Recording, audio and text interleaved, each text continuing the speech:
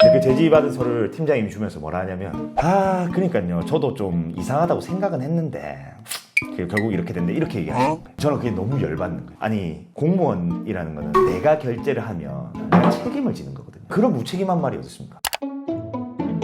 궁극적으로 제가 생각하는 팀장은 몇 가지만 이제 조금 갖고 있으면 좋은데, 첫 번째는 이제 팀장은 책임지는 자리잖아요. 책임을 반드시 져줘야 된다. 이게 너무 수상적인 얘기일 수 있는데, 예를 들면 제가 수사를 처음 할 때 그때 당시는 검사가 제 지휘를 했거든요. 보안 수사를 요구하는 게 아니고 상급 기관으로서 우리에게 지휘를 하기 때문에 자 이거 다시 수사해. 근데 제가 1년 동안 제 지휘를 딱 2번 받았어요. 굉장히 적은 거였거든요. 하나는 전자정보 압수수색 관련 뭐 이런 거였는데 그거는 제가 더 트렌디한 내용이었고 제가 맞았어요. 그때 지휘하셨던 검사님이 저 옆에 법무부인 대표이신데 어쨌든 간에 그거는 뭐 제가 맞았어요. 근데 이제 두 번째는 제가 좀 뭔가 놓친 거지. 그래서 제지를 받아 좀 자존심 상하더라고. 근데 그 제지 받은 서류를 팀장님이 주면서 뭐라 하냐면 그러니까요 저도 좀 이상하다고 생각은 했는데 결국 이렇게 됐는데 이렇게 얘기하시는 거예요. 저는 그게 너무 열받는 거예요. 아니 공무원이라는 거는 내가 결제를 하면 내가 책임을 지는 거거든요. 그런 무책임한 말이 어딨습니까? 이상하다 생각하면 본인이 반려를 하면 되죠. 그런 문화가 지배적이었어요. 팀장은 평가만 하는 거예요. 자꾸 검사가 알아서 검토를 다 해주고, 책임 있는 위치에 있으면 자기가 그만큼 노력을 해야죠. 저도 이상했어요 이러면서 한 발 얻는 거야. 진짜 이게 이제 수사의 부서의 문제죠. 문제. 제가 말했던 내부 지휘가 없다는 거. 왜냐하면 그동안 검사가 다 알아서 컨트롤 해줬으니까. 근데 이제 검사가 나중에 이만큼 촘촘한 지휘 관계가 없어졌을 때 경찰 수사팀장들은 그 역할을 할 수 있냐는 거예요. 옛날에 우리 왕의 옥새 찾아 왜 그렇게 많이 다녔어요? 어떤 종이에 글자가 적혀 있는데 옥새가 하나 찍히면 그게 힘을 가지는 거죠. 자기가 결제를 한다는 건 그런 거거든요. 그렇기 때문에 팀원들이 다 일하고 내가 놀고 먹어도 내가 팀장이 될 수 있는 거예요. 책임을 지기 때문에. 또 다른 에피소드를 말씀드리면, 제가 정보과에 있을 때 제가 진짜 좋아하는 좀 멘토로 삼는 형님이 계신 거예요. 계장님이죠. 제가 좀 큰 실수를 하나 했어요. 뭐 다 제 잘못이라고 할 수는 없지만 너무 극적으로 제 잘못이 드러나는, 그리고 궁극적으로는 결국엔 누굴 탓한다면 제 잘못이 될 수밖에 없는. 그래서 이제 보고를 딱 하러 갔죠. 보고 듣자마자 첫 마디가 먼저 그래 내가 챙겨왔어야 되는데 하면서 그 관련된 규정과 문제된 사안에 대한 분석을 막 시작하는 거예요. 그 자리에서. 저는 이제 옆에서 이렇게 서가지고 죄송합니다 계장님. 그러니까 그 계장님이 하는 건 황호야 그런 얘기는 쓸데없는 말이고 뭐 알아봐온나. 진짜 이게 팀장이에요. 문제 해결로 이어지는 과정과 이 자체를 나의 책임으로 받는, 보고받고 이게 5초도 안 걸린 일이에요. 그러면서 바로 했고 실제로 나중에 다 수습을 했어요. 이분이. 그러니까 그런 모습을 보고 나니까 잘하시는 분도 많은데 이게 제도적으로 잘 돼 있어야 돼요. 안 하는 사람이나 똑같은 대접받고 이러니까 이제 발전이 없는 거죠. 그래서 뭐 구체적으로 얘기를 하면, 수사팀장 같은 경우에는 적어도 어떤 민원을 제기받거나 아니면 검찰이 뭐 영장을 기각하거나 아니면 보안수사 결정이 있거나 이런 어떤 자기의 결정으로 나간 서류가 다른 견해로 닥쳐왔을 때 본인이 다 해결해야 된다 봐요. 최소한. 저는 보안수사 요구 있고 이러면 바로 검사한테 전화하거나 아니면 내가 잘못 판단했다면 내가 그냥 써주거든요. 그런 걸 해야 내가 이 사건을 컨트롤하고 내 결재를 신뢰하는 거죠, 사람들이. 팀장들이 뭐 손가락 운동하는 거 아니잖아요. 근데 클릭만 해도 아무 문제 없어요. 이 정도면 뭐 AI로 대체되는 게 아니고, 저는 그런 생각했거든. 진짜 아무것도 안 하려면 원숭이랑 똑같아. 원숭이가 와서 이것만 연습시키면 돼. 그러면 안 되는 거죠. 관련해서는 또 대표적으로 수사팀에서 문제가 되는 게, 사이버팀 사건으로 왔는데 이게 알고 보니까 여청수사 거예요. 그럼 이걸 여청수사로 줘야 되잖아요. 치열하게 싸우거든요. 사건들 넘기는 거니까. 이거는 팀 간의 문제이기 때문에 관료제 원칙상 팀장끼리 해결을 해야 되는 거예요. 팀장끼리 해결이 안 나면 과장이 조율해야죠. 과끼리도 해결이 안 되면 서장이 조율하는 겁니다. 이게 관료제입니다. 서끼리 해결이 안 되면 청이 조율하고. 근데 그냥 순경 경장들 하나 띡 보내놓고 형사과 가서 자 이거 형사건입니다 이러면 뭔데 이게 막 이렇게 되는 거죠.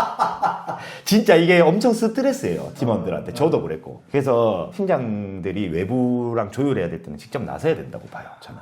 그런 게 이제 제가 말하는 책임을 지는 자리다. 팀장이 책임지도록 제도를 계속 만들어야 돼. 평가, 나가리 시키고, 넌 안 되겠다 팀원 보내고, 계급은 낮은데 니 더 잘하네 니 팀장 올리고.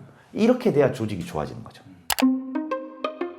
두 번째로 진짜 팀장들이 잘해야 되는 게, 공자님 말씀 같을 수 있는데 명확한 비전을 제시하고 명확한 업무 지시를 해야 돼. 이 공무원 하다 보면 그 리더가 일을 잘한다는 걸 어디서 막 느끼냐면, 회의를 해보면 알아요. 다 이렇거든요. 잘 지내셨어요? 요즘 뭐 괜찮다면서요? 뭐 아들은 어떻게 됐어요? 이거 한 30분 동안 바빠 죽겠는데. 예, 뭐 이따가 좀 점심은 언제 드시죠? 뭐 저녁에 골프, 뭐 스크린 골프 이런 얘기 하는 거지. 쓰잘데기 없는 얘기가 너무 많아요. 너무 답답하더라고 저는. 또 이런 거 있었어요. 솔직히 이건 뭐 경찰을 좀 우습게 만드는 걸 수도 있는데, 비위가 많잖아요. 특히 경찰은 음주운전이 나면 진짜 조직을 완전히 박살내거든요. 예를 들면 우리 부서에서 누가 갑자기 저녁 먹다가 음주운전을 해요. 그럼 내가 어떻게 합니까? 근데 이제 우리 팀 전체가 이제 감찰을 받는 거죠. 뭐 그동안 문제된 거 없냐 이런 표적 감찰이 있었고 요즘은 많이 없어졌는데 저 초반 때만 해도 있었고 그때 뭐 살펴보는지 아세요? 우리는 이렇게 경찰청 회의하면 이렇게 교양 수부가 있잖아요. 거기에 음주 교양을 했다라는 사실이 적혀 있는지를 체크해요. 간단히 얘기하면 음주운전 있었으면 그 팀의 팀원들 수첩을 다 뺏어가지고 교육했나. 근데 교육을 했어도 거기다 적어놔야 되는 거예요. 그래서 옛날에 제 소대장 할 때 14년도에는 처음 시작이 이거였어요. 자, 적읍시다. 1번 음주운전 금지. 이게 지금은 많이 없죠. 2번 비위행위 금지. 뭐 3번 장기 사건 처리. 이거 적는 게 가장 유의미한 행동이었어요. 그 다음부터 또 뭐 사건 얘기 없어요. 끝. 나 일하는 척. 그래서 진짜 웃긴 걸로 제가 진짜 좋아하는 형님 그 동기 있잖아요. 경찰대 동기. 네. 사이버 안전국에서 경찰청에서 승진을 했어요. 그래서 지방에 내려와서 사이버 팀장을 했어. 21년도에. 근데 21년도에 첫 회의하는데 아이패드를 들고 간 거야. 21년도에 아이패드는 좀 거의 이건 스타트업이라 거의. 거기에 1번 음주운전 금지. 너무 앞서 나간 거지 이제. 회의가 조금 개판인 경우가 많아요. 그냥 말만 계속 서장님 말씀이 뭐다 앵무새처럼 전달하고 서장님 말씀이 뭐면 그걸 어떻게 실현하기 위해서 점점 구체화돼야 되는데 전달하면 직원이 듣는 거는 서장님 처음 말씀이에요.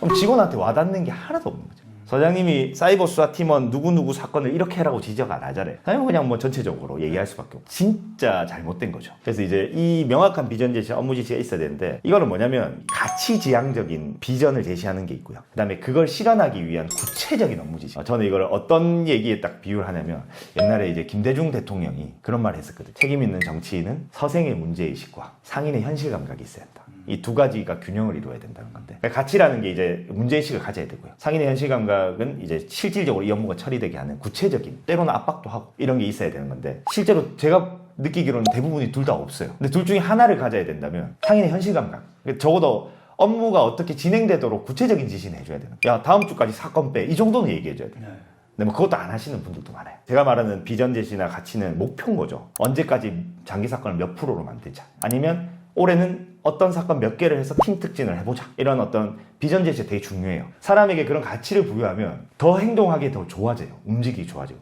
그 다음에 구체적인 업무 지시는 자 그래서 어떻게 할 거냐. 장기 사건을 예를 들면 개별 사건에 대해서 다 개입해서 지시를 하거나 그래서 다음 주까지 뭐 해왔나 다시 다음 주에 확인하고 이런 식으로 구체화해야 뭔가 성과가 나오는 거예요. 그래서 진짜 뭐 이게 실제 있었던 일인데 울산에서 영아 살해 사건이 난 거예요. 공용 화장실에서 아기가 죽어 있었던 거야. 갓 태어난 아기가. 굉장히 큰 사건이에요. 갑자기 울산 경찰청에서 형사과장 총경이 내려와요. 그래서 다 담당자들 다 불러 모아. 그래서 뭐라는지 알아요? 이 사건은 매우 중요합니다. 그렇기 때문에 철저하게 신속하게 수사되어야 합니다. 하고 가는 거예요. 이제. 아 진짜? 이거는 제 경험은 아니고요. 들은 얘기고. 반대로 제가 옛날에 수사할 때도 그 경무관 분이 오셨어요. 수사팀 다 모아가지고 딱 기다리고 있는데 딱 와가지고 여러분들 자신감을 가지라고 잘할 수 있다고 그걸 가셨어요. 명확해야 돼요. 뭐든 그냥 업무 지시만 명확해도 돼요. 제 자랑을 하나 하면 제가 지능수사팀장 딱 갔을 때 여기에 가장 큰 문제는 승진하고 이런 게 아니에요. 장기 사건이 너무 많았어요. 2년 넘게 걸린 사건도 있었어요. 이걸 해결해야 되잖아요. 그러면 나는 장기 사건만 일단 본다. 표가 있는데 거기에 비율을 몇 프로로 줄여나가겠다. 그래서 어떻게 했냐면 저는 팀 회의를 거의 안 했어요. 저는 개별로만 회의해요. 이거 다 읽어봤는데 다음 주까지 이거 해오고 다음 주까지 이거 다음 주에 가면 다음 주에 또 확인하는 거예요. 이거 됐냐고. 그래서 다음 주에 안 돼 있다 이러면 이거 지금 당장 전화해라고. 출석 요구하라고. 인사이동으로 인해서 아무도 건드리지 않았던 장기 사건. 그런 건 이제 제가 그냥 인수하는 거죠. 이건 제가 할게요. 이렇게 해서 실제로 제가 6개월 정도 지났을 때 장기 사건이 거의 없었어요. 그런 식으로 내 목표를 명확하게 던지고 그다음에 구체적으로. 제가 그때 던졌던 목표는 장기 사건이 제일 컸고 그다음에 토론. 어떠한 사건이라도 결제 올리기 전에 내한테 먼저 말로 설명해라. 그래서 우리가 방향성을 먼저 맞추자. 근데 이것도 이제 예를 들면 사이버 팀이다 이러면 좀 힘들었을 것 같아요. 너무 많으니까. 그러면 거기에 맞춰서 또 현실적인 대안을 내야 되는 거죠. 좋은 팀장이 보통 두 개로 나뉘잖아요. 근데 지금 약간 마이크로하게 컨트롤하는 거랑 네, 그렇죠. 자유를 주는 거. 그렇죠. 변호사님이 생각할 때는 두 개 중에는 뭐가 더 낫다고 생각하는지. 두 개 중에요? 네. 근데 저는 둘 다 해야 된다고 보는 거죠. 마이크로한 부분이 필요한 곳에는 가고요. 자유를 주는 거는 완전 무한정 주는 거예요. 장기 사건을 빼기 위한 이 목표는 마이크로하게 안 가면 안 움직여요. 그게 될 것 같으면 장기가 안 됐죠. 근데 자유는 뭐냐면 조금 쓸데없는 근무 이런 거나 수당 이런 걸로 막 통제하는 분들이 있어요. 그다음에 결제 일부러 삐져서 안 해주는 분들도 있고 그런 거에서는 완전 자유. 회식 다 필요 없고 예를 들면 뭐 그런 게 있었어요. 야간 출근인데 뭐 오후 1시에는 나와라. 이런 게 이제 관행처럼 돼 있었어요. 그런 거 이제 다 타파. 그냥 야간은 야간 때나 공무원은 월급 받는 만큼 일하는 거고. 그게 이제 불필요한 행정 제거는 엄청 하는데 그게 이제 방임이 되면 안 되는 거죠. 예, 그래서 진짜 좋은 말씀인데 마이크로랑 자유인데 이거를 잘 한다는 전제면 저는 마이크로가 맞다고 봐요. 자유는 공무원 사회에서는 회피용 용어로 많이 씁니다. 아무것도 안 하면서 그래도 저 팀장은 날 쪼오진 않았어. 이걸로 칭찬 듣고 가는 거예요. 그리고 승진하는 거예요. 저는 그 진짜 싫어하거든요.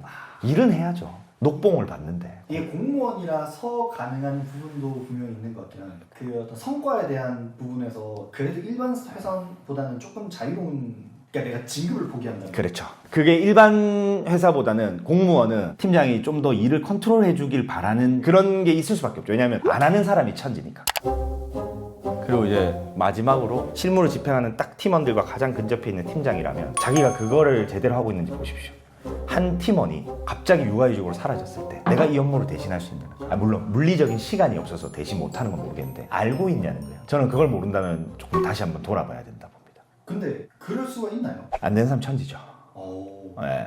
그래서 팀원 하나 나가는 거에 그렇게 걱정하고 두려워하고 팀 하나 받는 거에 그렇게 열성적인 팀장님들이 많은 거예요. 물론 이제 청이나 이런 거는 조금 더 전문화돼요. 본청의 어떤 경감이 하나가 없어진다 했을 때 굉장히 큰 부담일 수 있을 것 같아요. 어쨌든 업무가 좀 너무 특화돼 있습니다. 근데 경찰서라는 어떤 이런 제너럴리스트들이 할 수 있는 이런 일반적인 업무를 한다면 한 팀원은 대체제 정도로 사용할 수 있어야 돼요. 그게 이 팀원을 되게 쉽게 생각을 하는 게 아니고, 그러니까 팀장이 지휘권과 카리스마를 가지려면 결국에는 그거 아니야. 팀원과의 갈등이 있을 때 너 나가도 나는 일을 할 수 있어. 그리고 그 자신감이 있어야 이 팀원에게도 더 편안하게 대할 수 있다고 봐요. 저는 금이야 오기야가 아니라.